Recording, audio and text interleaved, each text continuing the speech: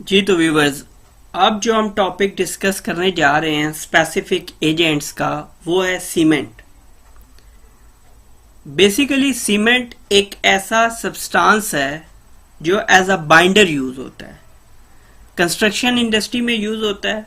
ये ब्रिक्स को जोड़ने के लिए, आपके ब्लॉक कंक्रीट ये बनाने के लिए इस्तेमाल होता है। तो इसका मेन पर्पस जो है ये बाइंडर है और मुख्तलिफ चीजों को आपस में कंस्ट्रक्शन वर्क के दौरान खासकर जोड़ने के काम आता है। जितनी ज्यादा इसकी अफादियत है, दूसरी जानिब इसके जो रिस्क हैं या जो हैजर्ड्स हैं वो भी काफी खतरनाक हैं। Use to make mortar and concrete, मकसद इसका क्या है? ये इस्तेमाल होता है मोर्टर, मिसाले को बोलते हैं, ठीक है। ये जो रेत, खाके और बजरी वगैरह के मिक्सचर के साथ बनाया, बजरी के साथ तो खैर जब बनाया जाएगा तो कंक्रीट होगा। मोर्टर खाली रेत, खाका और सीमेंट से बनाया जाता है। और कंक्रीट क्या है? जिसमें ये आपके ग्रेवल, बजरी वगैरह इस्तेमाल की जाती है और जो मिक्सचर, जो कंपाउंड बनाया जाता है। हार्मफुल इफेक्ट्स, अब इसके इफेक्ट्स क्या हैं? इरिटेशन ऑफ द, इरिटेट करेगा किस चीज को? आईज को, आंखों में आपको इरिटेशन होगी। रेस्पिरेटरी ट्रैक्ट हो सकता है सीमेंट, क्योंकि सीमेंट डस्ट होगी जिसके नतीजे में, इनहेलेशन के नतीजे में आपको सफोकेशन हो सकती है, एस्फाइजेशन हो सकती है। स्किन क्योंकि ये क्रोसिव केमिकल है। बेसिकली सीमेंट जो है, इसको अगर हम देखा जाए तो ये केमिकल के अगर पॉइंट ऑफ व्यू से देखें तो ये क्रोसिव है, सब्सटेंस है।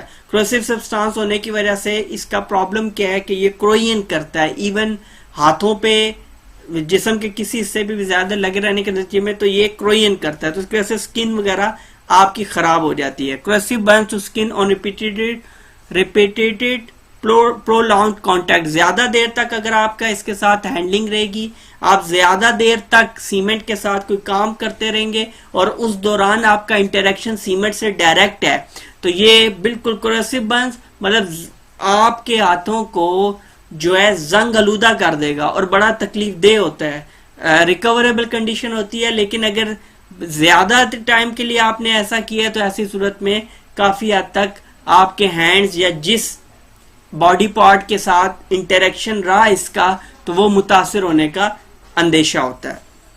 उसके बाद एलर्जिक डर्मेटाइटिस। डर्मेटाइटिस हमने डिस्कस किया था पहले, एक ऐसी बीमारी होती है जिसमें जिस जगह पे कोई भी ऐसा सब्सटेंस कांटेक्ट करता है, मिलता है, उस जगह के साथ हिट होता है, तो क्या होता है कि हिट होने की वजह जस्ट जेंटल हिट भी हो जाए तो उसके नतीजे में क्या होता है कि स्किन आपकी डेड हो जाती है, क्रैक्स नुमा स्किन हो जाती है। वो रिकवरेबल होती है, लेकिन वो फैलने की वजह से, कई दफा हार्डन होने की वजह से तकलीफ दे भी काफी है।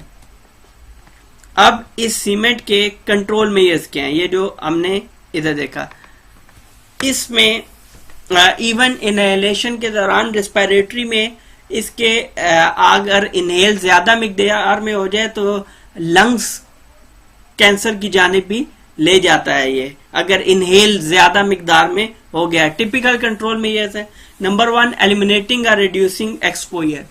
पहली तो बात ये कि एलिमिनेट करें आप एक्सपोजर को कैसे, कि आप ग्लव्स वगैरह यूज करें, ठीक है, पीपी तो आप यूज करेंगे, लेकिन एलिमिनेशन में आप क्या करेंगे कि आप इसकी हैंडलिंग रखें ही ना, मतलब आपका हाथ से इसके साथ इंटरेक्शन ना हो। छोटे छोटे एड्स मिल जाते हैं, छोटी छोटी मशीन्स मिल जाती हैं, सीमेंट मिक्सर मिल जाते हैं, बड़े के अलावा छोटे भी सीमेंट मिक्सर मिल जाते हैं, उनको यूटिलाइज किया जाए। और अगर हो भी तो इस हद तक कम हो कि प्रॉपर पीपीज वगैरह हो, आपकी हैंडलिंग इतनी कम हो जो ना होने के बराबर हो। पीपीज क्या क्या यूज करेंगे? ग्लव्स यूज करेंगे, डस्ट मास्क, क्योंकि सीमेंट डस्ट एक बहुत ज्यादा प्रॉब्लम है लंग्स कैंसर के लिए।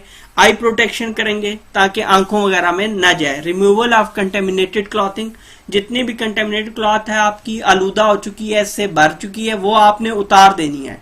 वो उतारनी इसलिए है कि अगर आप ज्यादा देर वो पहने रखेंगे, उसके अंदर अगर मौजूद हुआ और गीला होके भी सीमेंट आपको टच होता है आपकी बॉडी को, तो वो आपकी बॉडी को जंग आलूदा करेगा, जिससे आपको तकलीफ पहुंच सकती है और इवन प्रॉब्लम हो सकता है डर्मेटाइटिस का किसी भी बॉडी पार्ट के साथ जिसके साथ इसका इंटरेक्शन ज्यादा हो गया।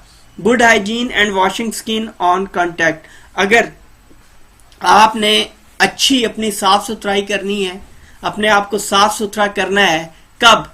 जब आपकी स्किन के साथ सीमेंट का कांटेक्ट हो गया, इंटरेक्शन हो गया, एक्सपोजर हो गया है, तो ऐसी सूरत में आप अच्छे तरीके से अपनी बॉडी को वॉश आउट करेंगे।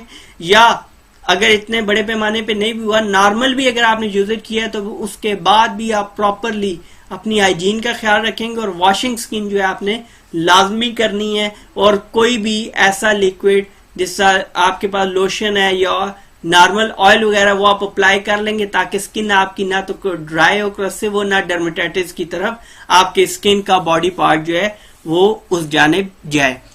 तो जी, हमने आज जो टॉपिक स्पेसिफिक एजेंट्स का डिस्कस किया है वो था सीमेंट। इसी तरह कुछ और स्पेसिफिक एजेंट्स हैं और 1 से 2 हैं, वो हम डिस्कस करेंगे अपने आने वाले लेक्चर्स में, और फिर ये एलिमेंट हमारा खत्म हो जाएगा। उम्मीद करता हूं कि आपको मेरे लेक्चर्स की बहुत बेहतर तरीके से समझ आ रही होगी। अपनी तरफ से मैं 100% कोशिश कर रहा हूं कि जितना ज्यादा से ज्यादा इसके रेलेवेंट मैं डिलीवर कर सकता हूं वो मैं कर रहा हूं। बावजूद इसके अगर आपके पास क्यूरीज के अलावा कोई रिकमेंडेशंस हैं, सजेशंस हैं, तो आप मुझे व्हाट्सएप कर सकते हैं, आप मुझे ईमेल कर सकते हैं। इसके अलावा कोई इजाफी नॉलेज या इस तरह की चीज चाहिए हो तो आप किसी भी टाइम राब्ता कर सकते हैं व्हाट्सएप के ऊपर या ईमेल के थ्रू राब्ता करके अपनी इंफॉर्मेशन ले सकते हैं। अगले लेक्चर तक के लिए मुझे इजाजत दीजिए। अल्लाह हाफ़िज़।